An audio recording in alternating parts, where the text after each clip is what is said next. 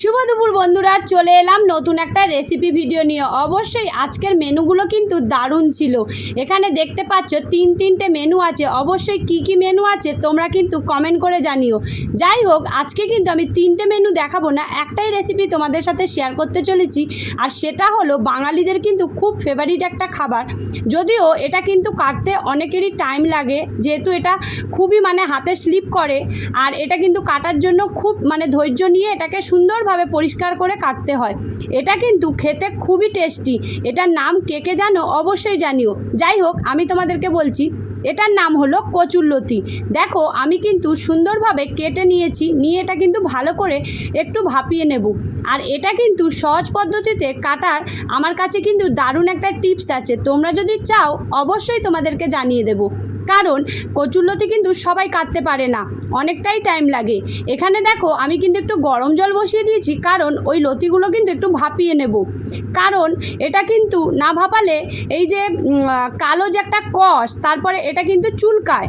ঠিক আছে, তো একটু ভাপিয়ে নিলে এটা কিন্তু আর চুলকাবে না, গলা ধরবে না। আর এর যে কষটা বার হয়ে যাবে। এর মধ্যে কিন্তু আমি একটু সামান্য নুন দিয়ে ফুটিয়ে নিয়েছি। তারপরে আমি অল্প একটু হলুদ দেবো, একটু সেদ্ধ হয়ে গেলে।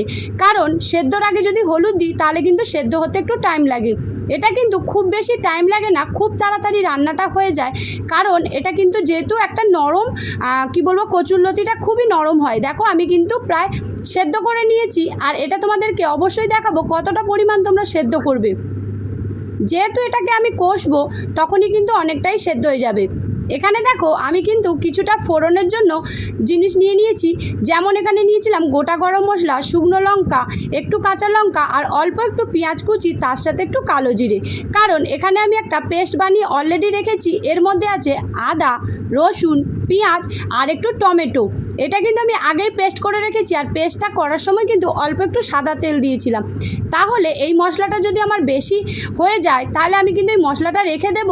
অবশ্যই মশলাটা খুব ভালো থাকে। দেখো, আমি এখন এই যে রান্নাটা তোমাদের সাথে শেয়ার করছি। আর রান্নাটার টেস্টটা আমি তো যেহেতু খেয়েছি, তার জন্য তোমাদেরকে বলছি তোমরা একবার হলেও ট্রাই করো। সবগুলো কিন্তু আমি ফোড়ন দিয়ে দিলাম। দেওয়ার পরে ওই যে পেস্টটা বানিয়ে রেখেছিলাম ওটা কিন্তু দিয়ে দিলাম। আর এখানে দেখো, কিছু মশলাও অ্যাড করে দেব। নুন নিয়েছি, চিনি নিয়েছি, জিরে গুঁড়ো, একটু ধনে গুঁড়ো, তার সাথে কিন্তু হলুদ আর কাশ্মীরি লঙ্কার গুঁড়ো। এইগুলো কিন্তু আমি একসাথে এই মশলাটার মধ্যে দিয়ে দেব। বাস, এই রান্নাটার মধ্যে কিন্তু এটুকুই জিনিস। আর এটা কিন্তু খেতে সত্যি বলছি খুবই ভালো লাগে, তোমরা যদি এইভাবে ট্রাই করো। আর তোমরা চাইলে কিন্তু এটা গরম ভাতে তো খেতেই পারো। অবশ্যই তোমরা কিন্তু এমনিও টেস্ট করে দেখো কেমন লাগে খেতে। আমি তো এমনিই খেয়ে নিয়েছি অনেকটাই। যাই হোক, এখন কিন্তু মশলাটা প্রায় তেল ছেড়ে গেছে। দেখো, যে কোনো রান্নাতে তোমরা কিন্তু মশলাটা খুব ভালোভাবে কষাবে, তাহলে খুব সুন্দর রান্নাটা টেস্ট হয়। এখানে দেখতে পেলে চিংড়ি মাছ দিলাম, যদিও খুবই সামান্য। কারণ আজকে কিন্তু আমাদের আরেকটা যেহেতু রেসিপি হয়েছে, তার মধ্যেও কিন্তু চিংড়ি মাছ দেওয়া হয়েছে, তাই কচুরলতিতে একটু কম হয়ে গেছে। তোমরা দেখতেই পেলে আমি হাত দিয়ে কিন্তু দেখালাম যে কতটা পরিমাণ আমি কিন্তু ভাপিয়েছিলাম কচুরলতিটা। এখানে আমি কিন্তু মশলাটা যখন কষানো হয়ে গেছে, তারপরে লতিটা দিয়ে সামান্য একটু নাড়াচাড়া করব। এর মধ্যে কিন্তু কোনো জল আমি অ্যাড করিনি। আর এটাতে জলের প্রয়োজনও নেই, কারণ এটা হচ্ছে এরকমই খেতে খুবই ভালো লাগে। যাই হোক, তোমাদের রেসিপিটা কেমন লাগছে কি গো বন্ধুরা, তোমরা কি এরকম বানিয়েছো? অবশ্যই আমাকে কিন্তু জানিও।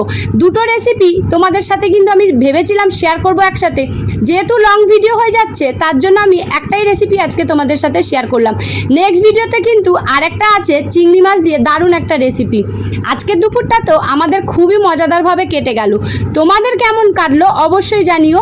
আর তোমরা কে কী রেসিপি বানালে আজকে দুপুরে জানিও। আজকের মতো ভিডিওটা এ পর্যন্তই। ভালো লাগলে অবশ্যই লাইক, কমেন্ট আর পারলে বন্ধুদের সাথে একটু শেয়ার করো, যারা কিন্তু কচুরলতি খেতে ভালোবাসে। সবাই ভালো থেকো, সুস্থ থেকো। আগামী পর্বে আসছি খুব তাড়াতাড়ি।